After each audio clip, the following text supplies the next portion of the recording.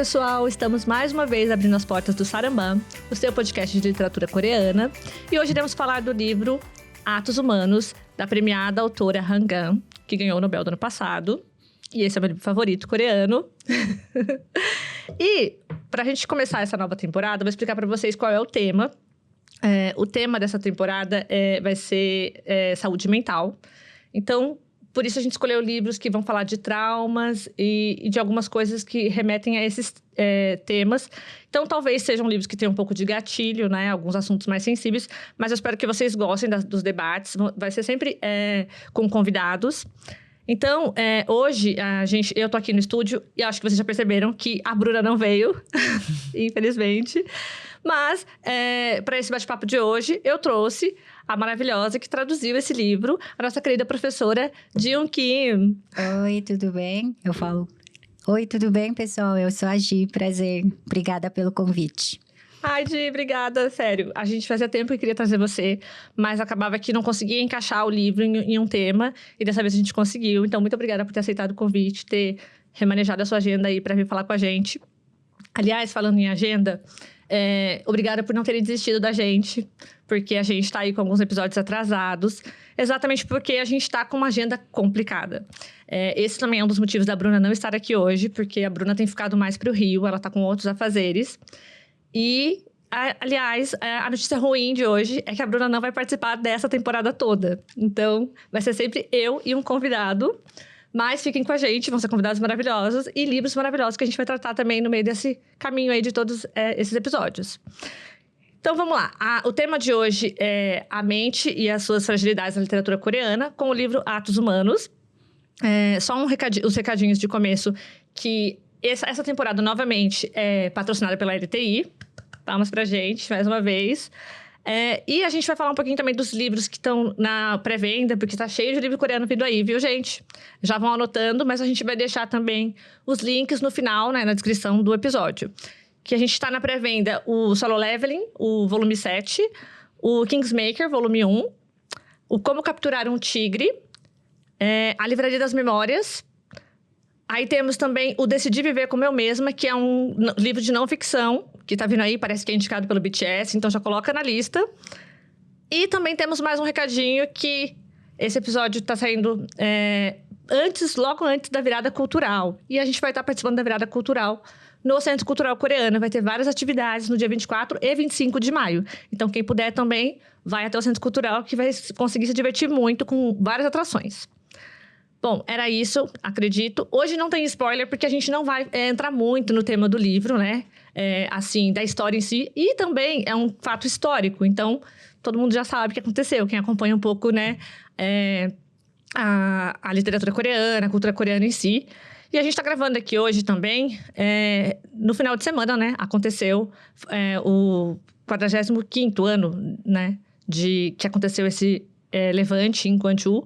Para quem não sabe, foi uma revolta, né, que aconteceu na cidade de Gwangju, dos estudantes e também dos trabalhadores, né, contra o governo ditatorial na época. Então, foi um movimento pró-democracia.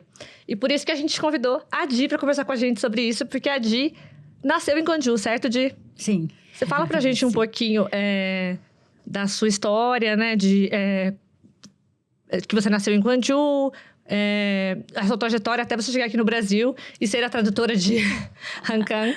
Pode ser resumidamente, tá bom? Tá bom. Como a Denise falou, eu nasci em Gwangju em 84, 4 anos depois do acontecimento do livro, né? Eu fiz faculdade na Coreia, em Seul. Aí eu fiz mestrado na literatura brasileira na Coreia também. E aí, depois do mestrado, eu vim para fazer o doutorado aqui no Brasil e acabei ficando aqui. E no meu doutorado, a minha pesquisa era sobre a outra obra de Han Gang, Aula de Grego, mas nesse processo, a editora entrou em contato comigo para ver se, né, eu topava traduzir esse livro, né, Atos Humanos, e aí acabei fazendo. Isso é a minha história muito resumida. Tá bom, tá ótimo, Di. Maravilhoso. Bom, a Adi, então a gente está completando aqui agora o quadro de professores de literatura coreana da USP. Muito obrigada, já recebemos aqui a Yun, já recebemos o Luiz também. Só faltava você, nossa musa. Vamos lá, então vamos falar um pouquinho sobre, primeiro, a tradução do livro, né? Como foi o processo de você traduzir ele, sendo que é um livro que fala, né, de temas que acho que remetem muito à sua vida pessoal, por ter nascido, como você falou, lá na cidade de Gwangju 4 anos depois, né? Então, como foi para você traduzir esse livro, essa parte mesmo emocional, né? Se isso impactou muito na tradução?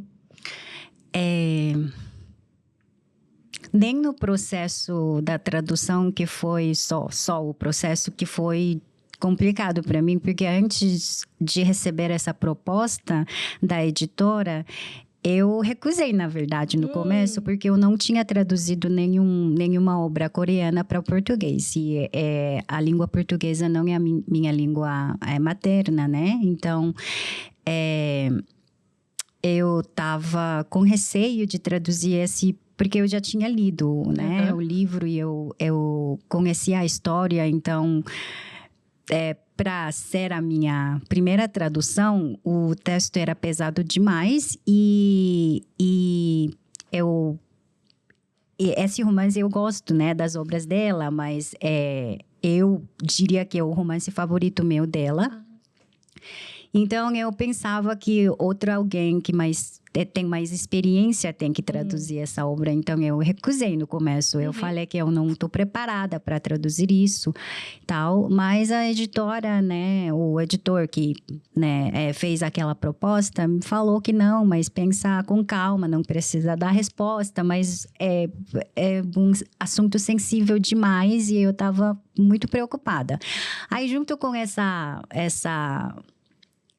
esse estímulo, né, do editor e então, minha orientadora do doutorado, né, falou que não, vai ajudar muito na sua pesquisa também, todo mundo tem o primeiro, então eu acabei aceitando, mas não foi uma escolha, assim, só feliz, né, quando eu recebi essa proposta, justamente por causa do peso da obra, e eu queria que fosse traduzido de maneira muito boa, né, esse romance que eu amo, né?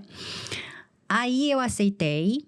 Aí, eu acho que foi em janeiro a proposta. E no final desse mês, eu acho que eu voltei para a Coreia, porque quase todo final do ano eu volto para, né, a Coreia para visitar minha família. E aí eu decidi visitar nesses lugares que aparecem no romance, que é da minha cidade. Mas fazia tempo que eu não visitava, por exemplo, os túmulos, né? Ou os museus, os prédios, né? Que ainda tem as marcas, né? Do acontecimento, com tiros na parede, essas coisas. Então, eu decidi visitar nesses lugares.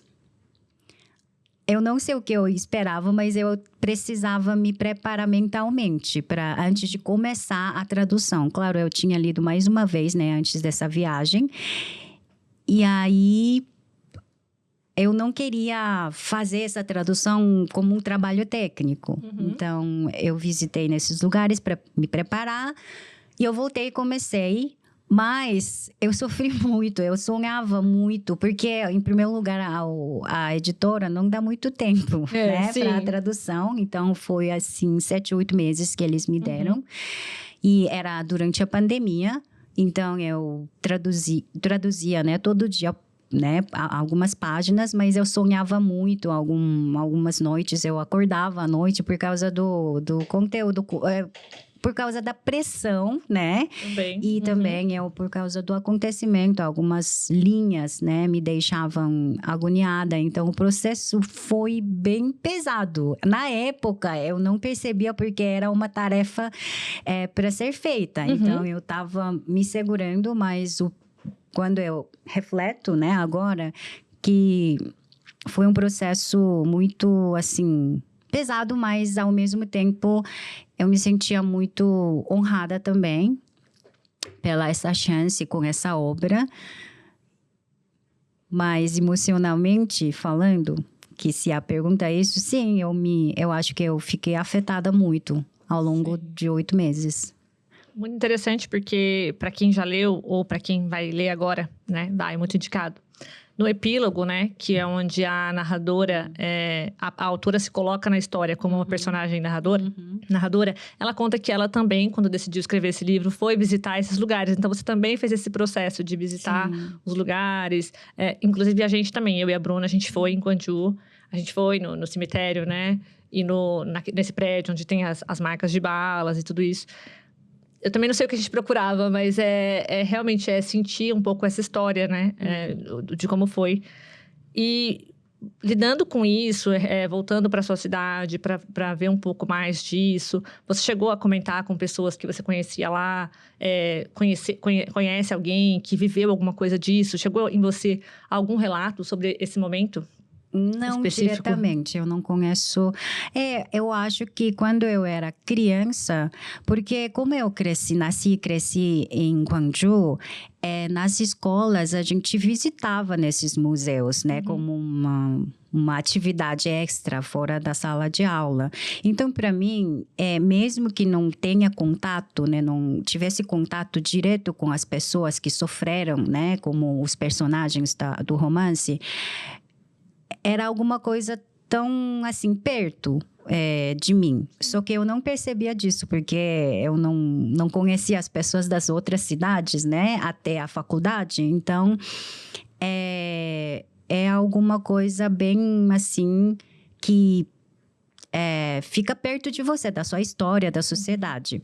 Só que quando eu era criança, eu perguntei uma vez, eu acho que depois da visita nos lugares, assim, como atividade da escola, para meu pai, se ele lembrava alguma coisa, mas eu lembro que ele evitava falar. Sim.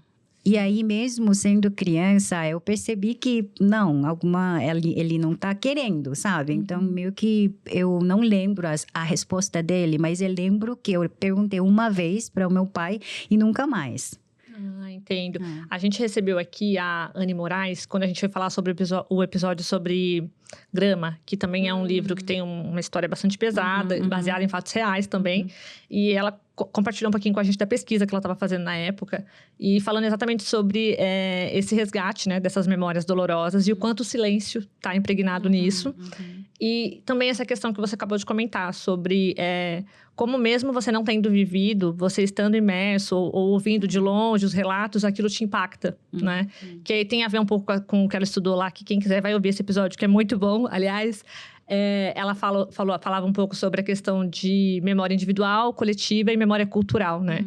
Que acho que quando você vai visitar esses museus, o cemitério, você pega essa memória cultural, né? Então, mesmo que você não viveu, ela chega em você, né? Sim. E coletiva porque, como você disse, o seu pai não quis falar sobre, mas você percebe que era um assunto doloroso, né? Então, de alguma forma, você não viveu aquilo, mas aquilo vai te impactar. Sim, mas ao mesmo tempo eu lembro que ele evitou responder, mas eu não sei porque era doloroso ou por causa das outras coisas, mas o que é claro entre a gente, eu acho que as pessoas que moram da cidade, mesmo que a gente não se fale sobre, a gente se entende que isso é um acontecimento histórico muito grave e importante. Diferentemente das outras cidades, porque isso só eu percebi depois de mudar para Seul por causa da faculdade, porque as pessoas, né, que eu conheci em Seul, que não era da minha cidade, tinha outra visão, ou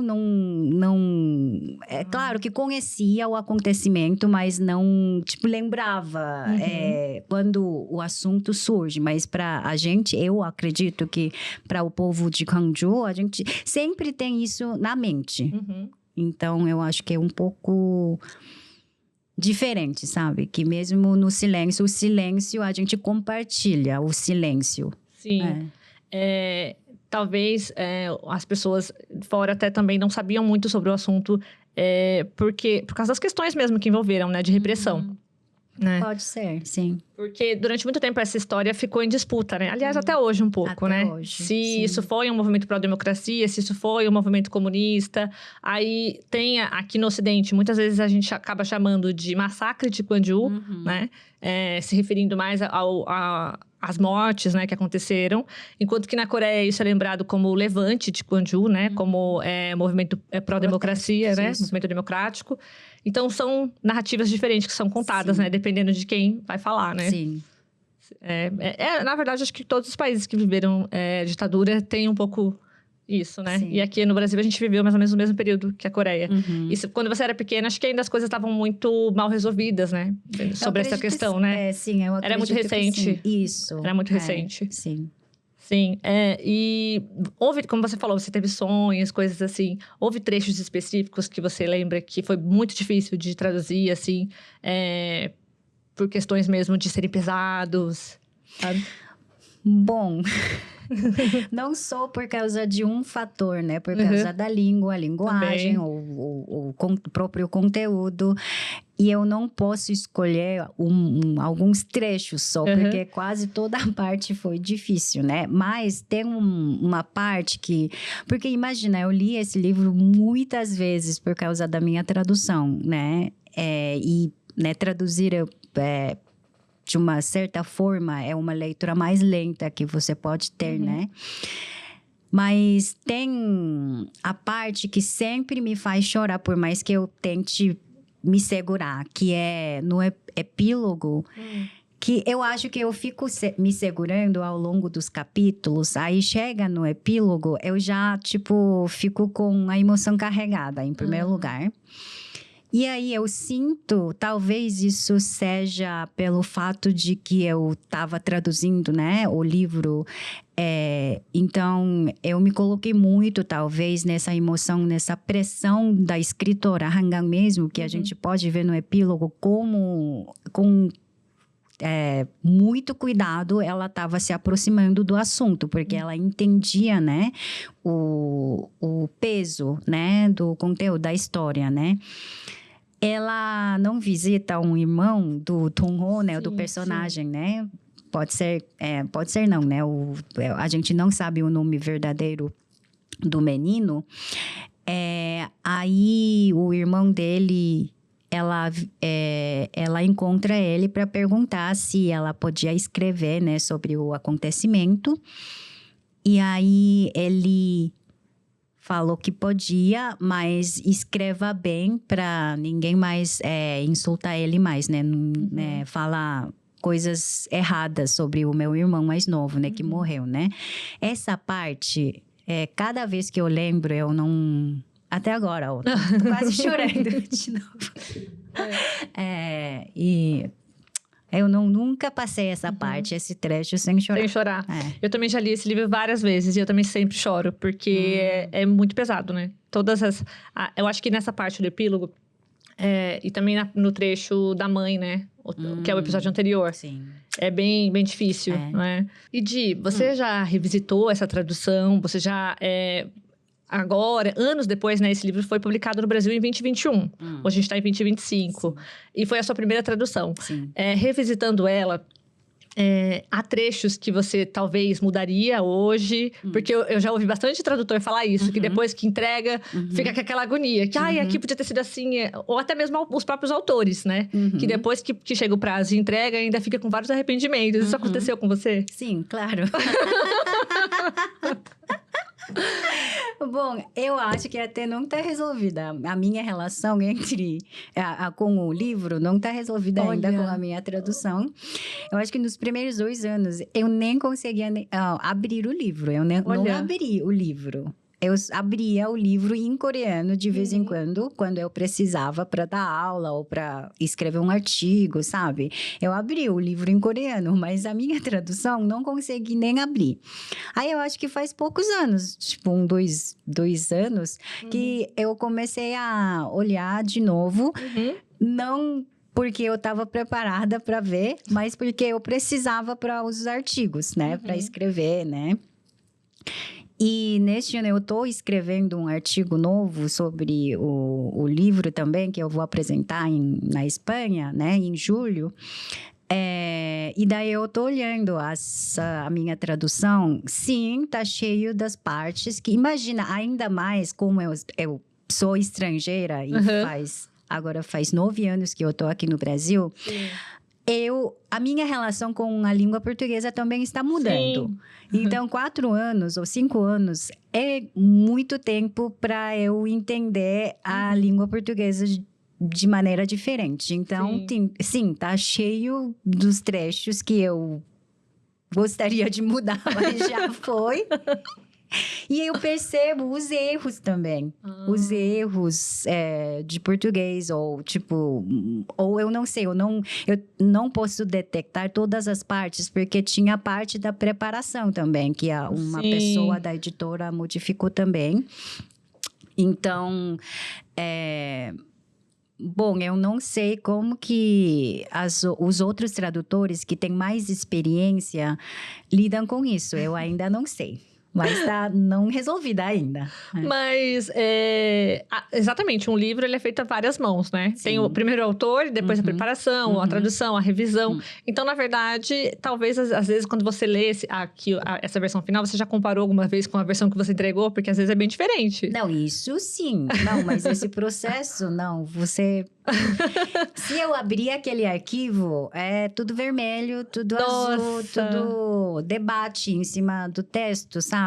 Que toda a página tem debate. Aí, mas depois dessa discussão com a editora, eu consegui a minha tradução, felizmente, né? Mas mesmo assim, né, tem algumas partes que são diferentes, né, da minha tradução original e trechos. Você já comentou algumas vezes que teve bastante dificuldade nos bastidores dessa tradução, né? Com questões com a editora e coisas do tipo. Aí eu não sei se você já recebeu alguma outra proposta para fazer outra tradução nesse período, ou se você acompanha outros tradutores. O que você acha? Se você acha que alguma coisa mudou no mercado editorial de lá para cá? Porque você teve bastante dificuldade, principalmente a questão da dominação da língua inglesa, certo? Sim. Eu recebi algumas propostas dos outros livros, mas eu recusei porque eu não estava em condição. E o meu foco agora é mais em traduzir as obras brasileiras para a língua coreana. Então, para eu viver outra coisa, né? Traduzir uma obra para a minha língua materna. Então, eu não traduzi depois dessa obra e, sinceramente, como você não entrou, eu não entrei no mercado editorial, assim, de maneira direta, eu não sei como que está sendo, se mudou nos últimos 4 anos, 5 anos. Eu acho que eu não sei dizer isso, mas eu espero muito que tenha mudado um pouco, sabe? Com a literatura coreana e com as literaturas mais marginais, sabe? Porque eu acho que isso tem a ver com a situação editorial, não só por causa da decisão de uma editora. Eu acho que tem a ver com esse diferença de poder cultural, social, da língua, da literatura, né? Por exemplo, se fosse uma obra de um escritor clássico, de canone, teria sido diferente a tradução, o processo da tradução, né? Mas eu espero que tenha mudado um pouco, porque eu vejo agora que os meus alunos estão traduzindo. E eu quero que eles, né? A maioria são as meninas, então eu estava falando delas. Mas eles tenham uma experiência diferente. Que para você foi uma experiência bem difícil. Mas eu acho que está mudando um pouco, viu? Porque a gente está vendo cada vez mais traduções diretas, né? Do coreano para o português. E apesar de toda essa dificuldade, né, dessa dominância do inglês, a gente percebe que até as questões culturais que antes eram muito domesticadas, então eram apagadas, principalmente em edições mais comerciais, né? Porque a gente tem aí livros, por exemplo, da Estação Liberdade, que a gente consegue ver que tem uma abertura maior para notas de rodapé. Mas esses, por exemplo, Todavia, Intrínseca, que vamos dizer que seriam edições mais comerciais, não tem muita abertura para rodapé, né? Não, eles então, não gostam. Acaba perdendo muito dessa contextualização histórica, né? Mas eu acho que tá mudando um pouco, tá melhorando. Quando, às vezes, eles colocam até no final notas explicativas. Nossa. Né? Tá melhorando, eu acho que sim. Muito bom. Talvez você deva tentar de novo. Se você já tiver curado essas feridas. Ai, Di. E fechando, então, sobre essa tradução. Você disse que ela ainda não está muito resolvida para você. Então, você não sabe dizer o que ela significa para você? Aquele momento que te impactou. Eu não sei. Eu acho que... Não, na verdade, a primeira vez que eu pensei a minha relação com o livro, assim, de maneira explícita, foi quando Han Gang ganhou o prêmio Nobel. Porque naquela manhã eu estava indo para a aula de bicicleta, como sempre. Aí o meu celular, em geral, que não toca, né? Aí, quando eu cheguei... Não, eu já estava no meio da primeira aula. Aí, terminou. Aí, eu vi que meu celular tinha recebido muitas mensagens, ligações, assim. E aí, muitas pessoas estavam querendo fazer entrevista, justamente porque eu traduzi o livro. E aí, eu não entendi a situação e eu não entendi por que as pessoas me procuravam, na verdade. Eu entendi, logicamente, né, que pela cabeça, que sim, eu traduzi esse livro, então eles queriam falar. Mas a minha relação com o livro não estava estabelecida para mim. Mas daí eu pensei, nossa, então, de certa forma, eu acabo tendo certa responsabilidade por ter traduzido um romance. Mas até hoje eu não sei, talvez um dia eu vou entender o que significa isso para mim. Que interessante, eu lembro porque eu tava lá, tá? Não sei se você lembra. Era da sua aula. Eu tava na terceira aula. Na primeira eu tava em aula com o Luiz e fui eu que dei a notícia pra ele, inclusive, do Prêmio Nobel. Entendi. E aí, depois a gente foi pra sua aula e eu lembro que o seu celular não parava. Isso. Porque todo mundo ficou, né, atrás. Até eu, me procuraram também pra saber contatos de pessoas, tudo. Porque queriam, né? Todo mundo queria falar dos livros dela, sim, né? Sim. E sim, você tá entre, né, os tradutores que traduziram a vencedora, né, do Nobel. Então, é uma honra, né? Uma coisa muito importante, com certeza. Mesmo, mas eu não conseguia ligar os dois fatores assim. Sim. Tipo, eu traduzi o livro, um dos livros, né, dela. Aí ela ganhar o prêmio. Pra mim, eu era pura leitora, povo coreano. Mentira. Ficando feliz pra ela. Porque eu recebi essa notícia de manhã. De bicicleta, eu lembrei, eu quase chorei de emoção por ela ganhar prêmio Nobel. Aí eu não conseguia ligar esse fato com a minha tradução, entendeu? Entendi. Quando a gente fala depois, parece tão óbvio, mas na hora, pra mim, era foi um duas choque. coisas separadas, sabe? Mas assim, fechando sobre a tradução, apesar das suas questões com ela, você tá de parabéns. Ainda continua sendo meu livro favorito da Han. Através das suas mãos. Muito obrigada. Mas uma coisa é clara, Denise. O quê? Eu acho que eu fico muito, muito grata, de verdade, do coração, que eu tive a chance de traduzir essa obra. É muita honra. Talvez é tão grande que eu ainda não consegui digerir. Sim, eu imagino, porque eu acho que independente dela ter ganhado ou não o Prêmio Nobel, ela é uma das maiores escritoras coreanas, né? Também é a minha favorita. Então, acho que, com certeza, não sei como você vai organizar esse sentimento algum dia. Eu vou deixar sozinho e naturalmente um dia eu vou poder verbalizar, talvez, né? Talvez. Voltando às questões dos temas do livro, né? Que traz aí, né, uma narrativa ficcional mesmo sobre aqueles dias em que se passaram, né, o levante de Gwangju, que começou no dia 18, né, e foi alguns dias mais para frente. Então, foram, assim, momentos de muita tragédia. né, para o povo coreano, e que ela traz aqui de forma muito crua, muito, às vezes, eu não sei nem colocar em palavras, mas é a questão também dela colocar os sonhos, ou então os personagens em espírito, deixa tudo tão sensorial, Sim, né? É um livro que faz isso, né? Que mexe muito com a gente.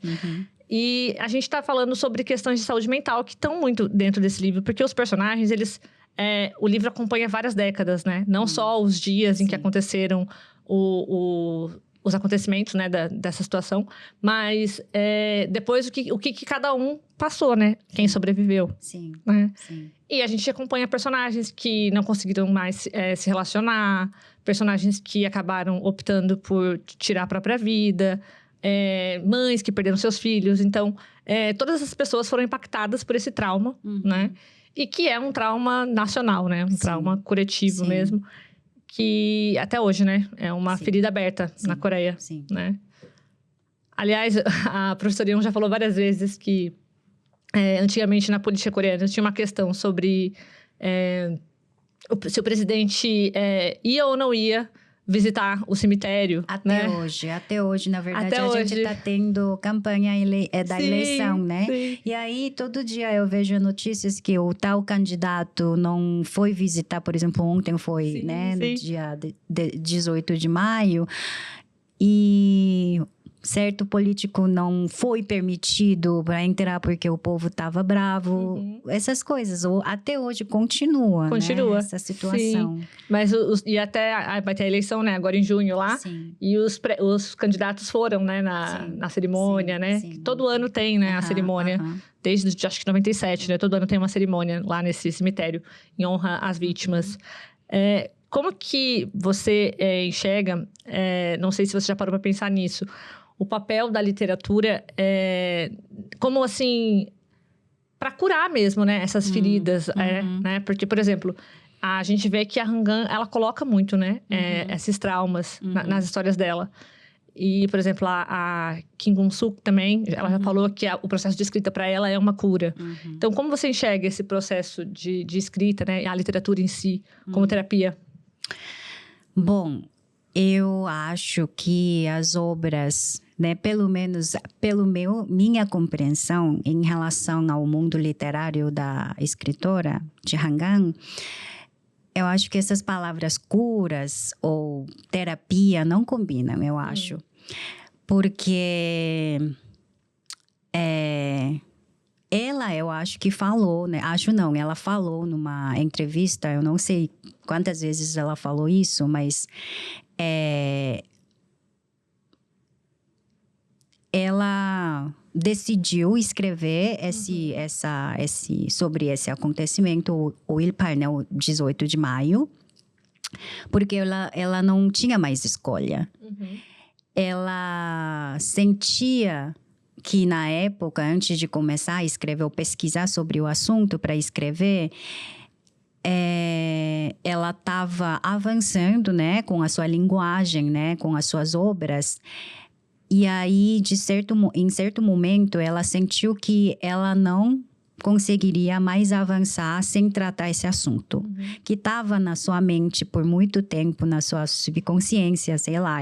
Ela explica, né, no epílogo, que essa história que estava enterrada por ela, mas nunca desaparecia. Então, ela foi...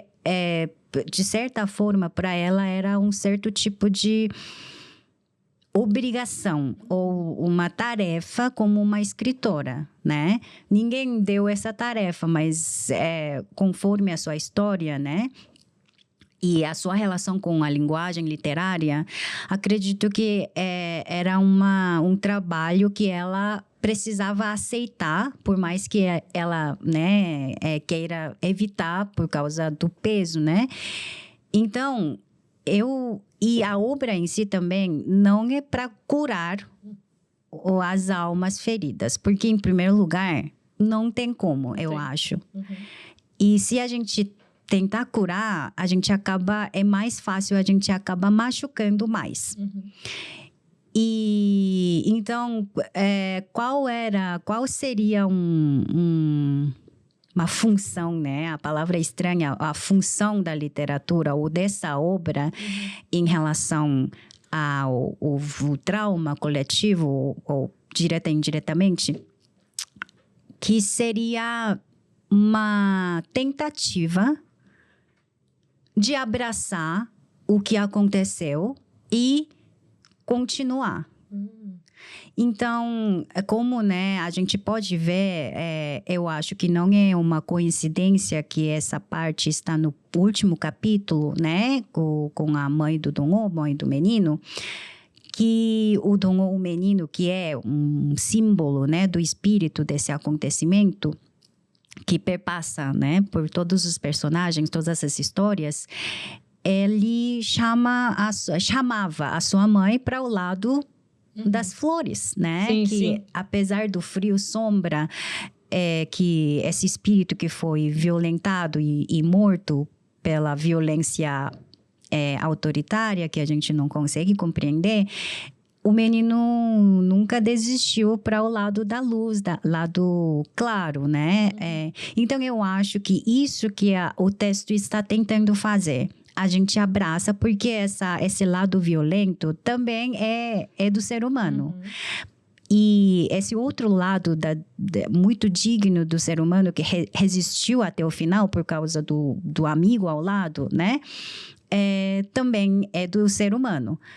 E a gente não pode negar que você e eu também, a gente tem esse lado violento dentro, a gente tenta não, né, soltar isso, e a gente recebe educação para não fazer isso, mas a gente sabe que tem a violência dentro da gente e ainda acontece, né, como a guerra, essas brigas, né, infinitas, acontecem, mas apesar desse lado que todo mundo tem, o texto tenta avançar com muita dificuldade, mas com muita insistência, sem desistir, né? Para caminhar para o lado oposto, que é o lado do sol, da luz, da flor, da dignidade humana, da consciência humana.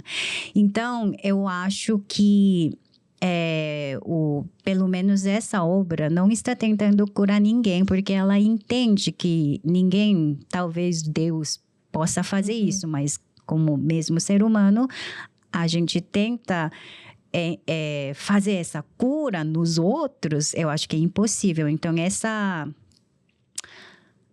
essa compreensão, eu acho que já é muito sensível. Compreensão de que a gente não tem poder de curar esse tamanho de violência ou trauma ou ferida, mas tentar abraçar e, apesar disso, tentamos continuar. Mas, para continuar, a gente tem que lembrar. Então, o livro tenta lembrar o que aconteceu, mas não de maneira documentada. Lembrar por viver. Então, isso é a diferença entre, eu acho que a literatura é um texto literário e talvez um documentário. Porque o documentário a gente assiste com a distância do tempo, que aconteceu no passado, eu estou no presente, então já temos a distância do tempo, e para os leitores brasileiros, isso aconteceu na Coreia, literalmente no outro lado do mundo, e eu estou no Brasil, então já tem a distância, né? Mas, diferentemente do documentário, o texto literário não te deixa no seu lugar, ou não deixa o mundo literário lá no passado, longe de você. Porque cada vez que você lê, você acaba ou entrando nesse mundo, ou o mundo vem para você. Então, você acaba vivendo, né, a história, a dor, o trauma das pessoas, porque, no final de contas, isso é universal. A violência, né, humana é universal, e a dignidade humana também é universal, que não importa de onde você é, em que época que você está vivendo, né? Então, é memória, mas em forma de viver. Não memória que a gente visita no museu, aí, tipo, a gente olha com a distância, aconteceu aquilo, aí depois de voltar para casa você esquece.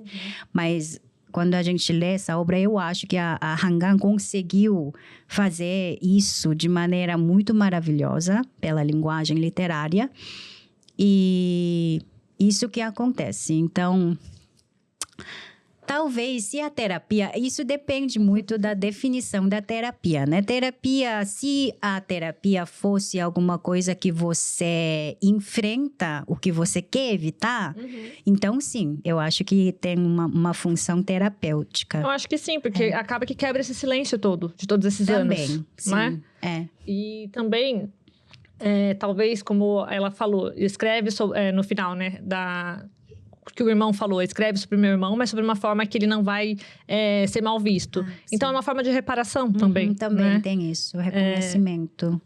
Mas muito interessante tudo que você falou. Inclusive, essa questão de a literatura ter esse poder de trazer para o presente. Sim. Né? Porque... Cada vez, novamente, não só uma vez. Sim, porque cada vez que você lê, você mergulha em todas aquelas emoções, junto com os personagens, né? E isso é uma coisa muito importante, principalmente nessa questão de regimes ditatoriais, né? Porque parece que isso é uma coisa longe, mas não é, né? A gente tá sempre com esse perigo. Inclusive, quando a gente visitou lá Gwangju, eu lembro que a gente visitou alguns museus e conversamos bastante a respeito disso. Que tem muito a cidade tem muito essa vontade, né? De manter essa história presente na memória de todo mundo, para que ninguém realmente não se esqueça, né? Disso que aconteceu aqui, né? Então, acho que talvez... Às vezes as pessoas têm essa ideia de que a cura faz você superar aquilo e apagar. E não é isso, né? A ideia. Não é. Com certeza, concordo. É para poder conviver sem esquecer com essa dor. Aí a gente não pode culpar quem não aguentou e como, né, um dos personagens que não aguentou e se matou, mas assim, como que a gente pode julgar e falhou? Não é, não tem, a gente não tem poder. Não temos.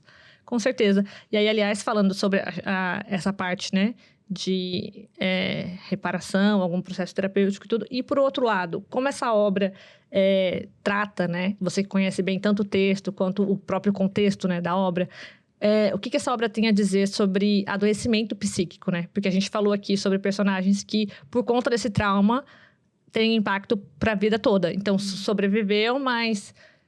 sobreviveu a que custo, vamos dizer assim, né? Existe muito também essa culpa do sobrevivente, né? Sim, tem muito. E isso deixa a gente sentir a mesma responsabilidade. Sim. A gente não viveu aquilo, não participou, né, do acontecimento por causa do tempo e espaço. Mas a gente acaba sentindo a mesma coisa, né? Como a gente não conseguiu ajudar, não tinha como, né? Porque eu, por exemplo, não tinha nascido, não tinha nada, mas... a gente acaba tendo as mesmas emoções, responsabilidade ou sentimento de culpa, né, com os outros personagens do livro, né? Eu ia falar uma coisa, esqueci. Não tem problema. Eu perguntei sobre adoecimento psíquico. Ok. Verdade. Vamos refrescar. Bom, eu acho que tem certas violências que não tem como voltar. A gente ultrapassou, querendo ou não, forçadamente ou não. A vida aconteceu naquele espaço, naquele momento. Aí você viveu essa violência por acaso, realmente. E aí, a gente... tem essa ideia de que a gente tem que melhorar e tem que curar ou tem que superar, né? Mas eu acredito que tem certas violências que a gente não tem como reconstruir ou esse desmoronamento mental, né? Só que eu acho que as obras, não só Atos Humanos, mas as obras de Han Gang em geral, tem essa coisa de que a vulnerabilidade ou essa ferida humana se torna a força humana. Porque essas pessoas, esses personagens, né, que sofreram pela violência, eles são as pessoas normais, normais, tipo, como todo mundo, não tem poder política ou social, nada. Sou uma pessoa, um cidadão que vive a sua vida e, de certa forma, são todos vulneráveis. Mas, por outro lado, essas pessoas vulneráveis lutaram até o final. E eu acho que aquele cara que não tem nome, né, que ficou preso junto com Kim Jin-soo, né, que é um universitário, eu acho que foi ele que fala que ele não entende. Um entrevistador pergunta para ele por que será que vocês, né, ou eles lutaram até arriscar a vida, né? E eles não fizeram isso por causa da ideologia. Claro, no final de contas, era a luta contra a ditadura e para a democracia. É um acontecimento histórico muito importante na democratização coreana e tal. Mas no momento de luta e sacrifício, eles lutaram pelas pessoas ao redor. E eles eram, todos eram pessoas vulneráveis. Mas essa vulnerabilidade, que porque você sabe que eu e as pessoas ao seu redor são vulneráveis e precisa de ajuda. E aí acaba virando as pessoas fortes até que, né, lutou até o final, mesmo se destruindo.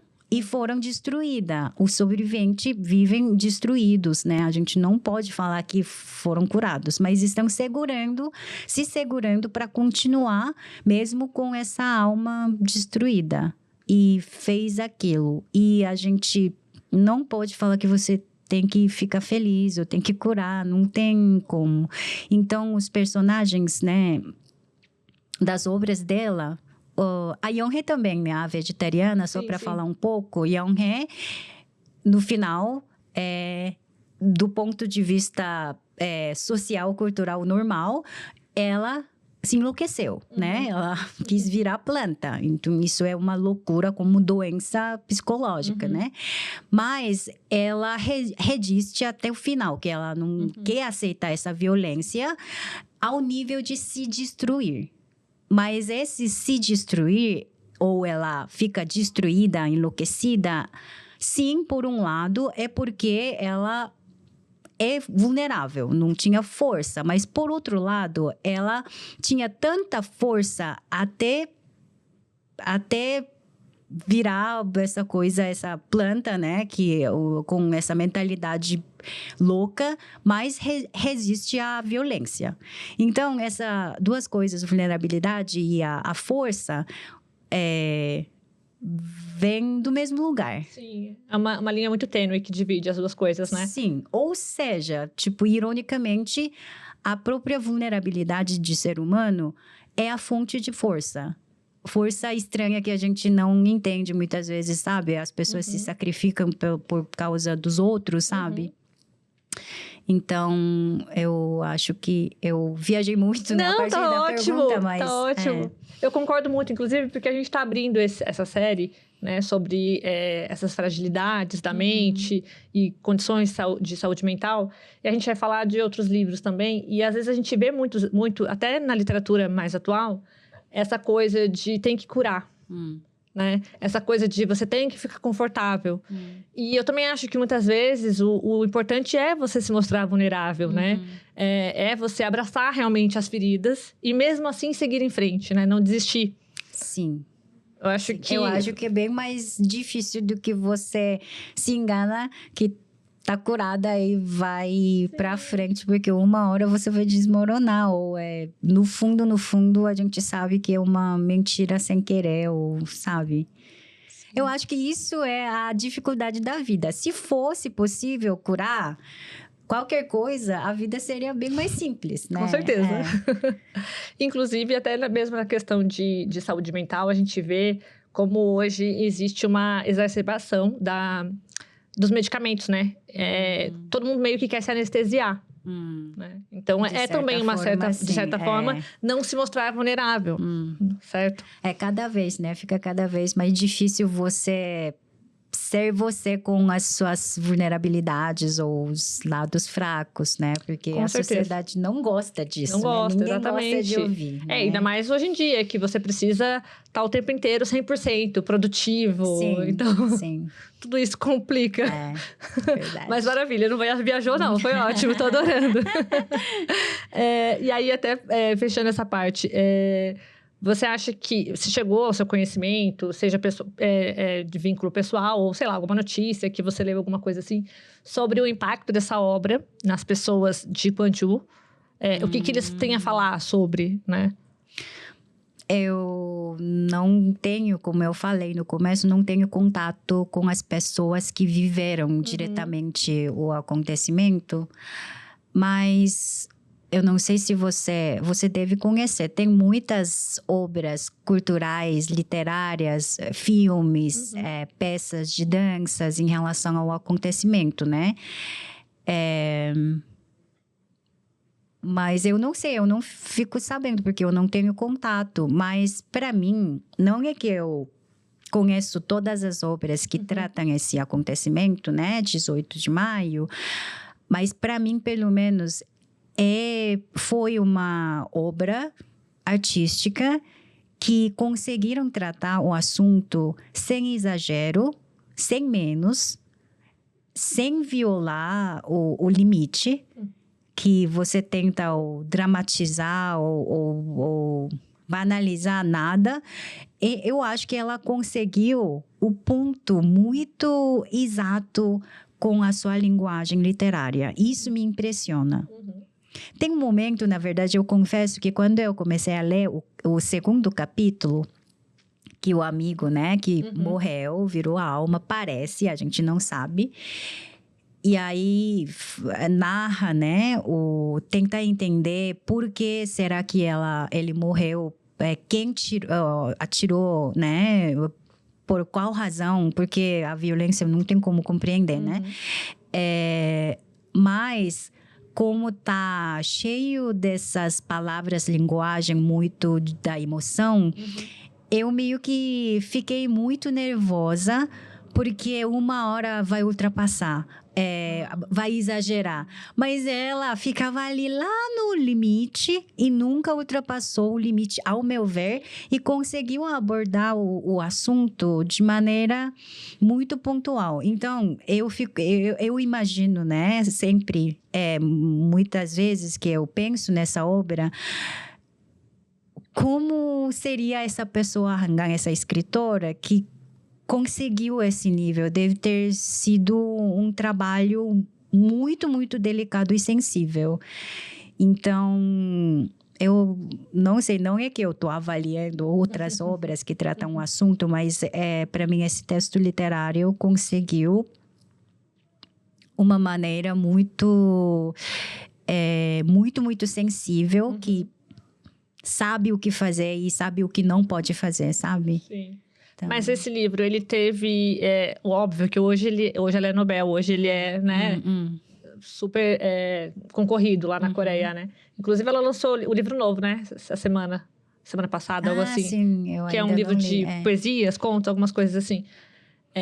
E hoje em dia, todos os livros dela vendem muito bem, tudo. Mas na época de lançamento dele, ele foi bem aceito, teve boas vendas. Eu lembro que eu li um artigo que um crítico literário falou que, na verdade, ele, né? Eu não lembro o nome dele, mas ele falou que o Hangam chegou no seu auge, falou alguma coisa assim. Então, já na época, antes de ela ser conhecida fora da Coreia, esse livro realmente recebeu uma reação muito positiva mesmo, sim. Muito bom. Agora, falando um pouquinho sobre como é a recepção dessa obra aqui no Brasil. Como a gente estava falando, né? Por exemplo, para mim, é também a favorita dela. Você chega alguma coisa em você sobre o que as pessoas estão achando desse livro? Como você falou, quando ela ganhou o Nobel, todo mundo foi te procurar. Como que foi? O que você acha da recepção desse livro? E se você já escutou algumas comparações com a questão da repressão também no Brasil? Bom, Eu acho que eu não sou no lugar muito bom para falar isso, porque todo mundo que fala da obra desse romance, para mim, falam coisas legais para mim, porque eles sabem que eu traduzi. Então, ninguém falou mal do livro, ou tipo, eu não gostei, não, nada, sabe? Então, eu só recebo os comentários legais e emocionantes, né, para mim. Mas eu acho que essa obra... Claro, é uma literatura muito bem escrita, então qualquer leitor, independentemente da nacionalidade, eu acho que conseguiria viver o que o texto está te oferecendo, sabe? Mas em relação ao Brasil específico, eu acho que, em primeiro lugar, o povo brasileiro conhece como é a ditadura. Aliás, né, o filme recente do Brasil também trata esse assunto. Que, aliás, no mesmo período bem parecido. E ainda, né, como você falou, que tem gente que acredita que a ditadura resolvia mais coisas. Então, historicamente, a gente compartilha, né, um pouco esse lado. Mas não só isso, a linguagem de Hanggang, eu acho que combina com o temperamento, vamos dizer, do Brasil. Olha. Eu acho que, em primeiro lugar, eu já acho que o povo brasileiro é bem parecido com o povo coreano, em vários sentidos, sabe? Principalmente em relação à emoção, à expressão. A gente pode ter as maneiras diferentes para se expressar, mas a gente expressa. Diferentemente das famas que os asiáticos têm aqui no Brasil ou no mundo ocidental, você sabe, né? Os coreanos são bem expressivos e usam as linguagens fortes quando precisam, sabe? E a linguagem dela realmente não tem medo e sabe fazer, né? Isso. Então, nesse sentido também, eu acho que os brasileiros entenderam muito bem conseguiram viver o que o texto estava te oferecendo, sabe? Eu já ouvi falar que tem gente que acha que precisava de mais notas de rodapé. Ah, sério? Que já me fala assim, é o seu livro favorito porque você conhece a história da Coreia. Então, para você consegue pegar as nuances do que está acontecendo. Mas para uma pessoa que não conhece a história da Coreia, talvez seja difícil ou talvez não tenha o mesmo impacto. Entendi. Eu não acredito assim, sabe? Porque eu posso falar assim. Isso, eu já ouvi, né, outros críticos literários falando, sabe, coreanos brasileiros, ou a gente ouve muito. Para entender essa obra, se a obra trata um acontecimento real, você só vai conseguir entender quando você conhece a história. Eu não acho. A proposta da literatura não é só isso. Se fosse isso, a gente lê um livro de história ou a gente vê um documentário que passa as informações para você. Obra literária não é para dar informação e você compreender pela cabeça só. Talvez, se você entende, né, os acontecimentos, as datas, o fundo histórico, ajudaria você para talvez sentir mais, para compreender pela cabeça mais. Mas, mesmo que você não entenda nada e você não saiba os acontecimentos exatos, reais, você já está vivendo essas dores, traumas de ser humano, que é universal, sabe?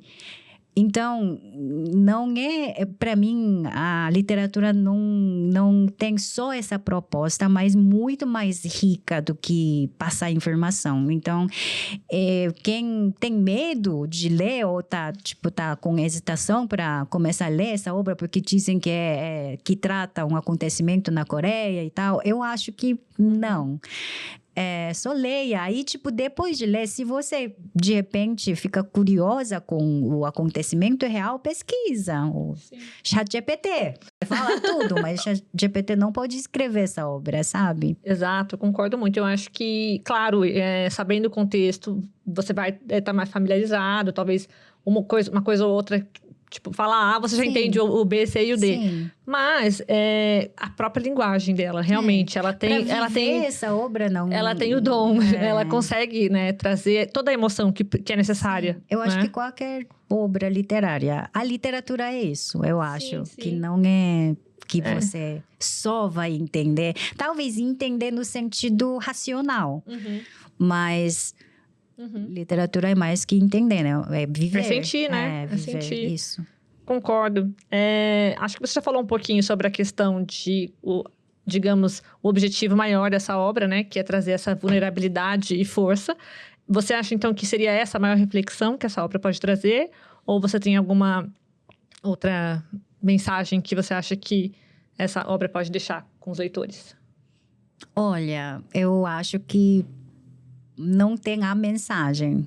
Não tem. Nenhuma obra tem, eu acho. Eu não estou falando que, dependendo do leitor, pode ter qualquer tipo de interpretação. A gente sempre começa do texto. E aí, você pode sentir coisas diferentes, dependendo do seu momento, primeira vez você lê, você sente isso. Aí, segunda vez já muda. É muito dinâmica com a sua própria vida, as mensagens, né? As boas obras, né, literárias têm sentidos infinitos que nem a autora tem o poder de controlar. Isso é a magia da literatura, né? Uma vez que sai como um texto, aí ninguém tem o direito de controlar. Então, a mensagem vai ter para você naquele momento. Aí, outro momento, você vai ter a outra mensagem. Mas, geral, é isso. Eu acho que a grande questão, ao meu ver, é que a palavra apesar de, eu acho. Não é que superando ou curando ou compreendendo, não é. Apesar de um monte de coisa, a gente continua e a gente tenta, né? Eu acho que é isso. Então, você consegue pensar em alguma outra obra, não precisa necessariamente ser coreana, pode ser qualquer outra nacionalidade, que traga temas que dialoguem com os traumas coletivos que acontecem em atos humanos, que você quer indicar pra gente? Na verdade, eu trouxe um livro, né, que foi traduzido, né? Aqui, mostra aqui. É Isto um Homem? É isso o nome? Primo Levi, que é o campo de concentração, que realmente compartilha a questão. Porque né, a obra, no final de contas, está tentando compreender o que é ser humano, o que é o homem. Porque, às vezes, o homem parece um animal mais cruel que pode existir quando, né, a gente vê essa violência, a gente vê as guerras, né? Desde o começo até agora, né? Então, parece que faz parte de um homem. Mas, por outro lado, tem gente que se sacrifica pelas coisas que não são valorizadas do ponto de vista política, social, sabe? Quer dizer, da lógica de capitalismo, né? Também e vulnerável, mas também é o ser humano. Sempre tinha guerra e tinha pessoas que resistiam, né? Então, esse texto realmente contempla sobre essa questão, porque a pessoa que viveu uma violência extrema sem nenhuma explicação, porque a violência em si não tem a compreensão. A gente acha que a Coreia, não, por exemplo, atos humanos, o governo coreano, então, governo, tentou instalar a ditadura. Por isso que fez aquela violência. Isso é uma lógica, uma causa e consequência de superfície, mais superficial. Mas a gente...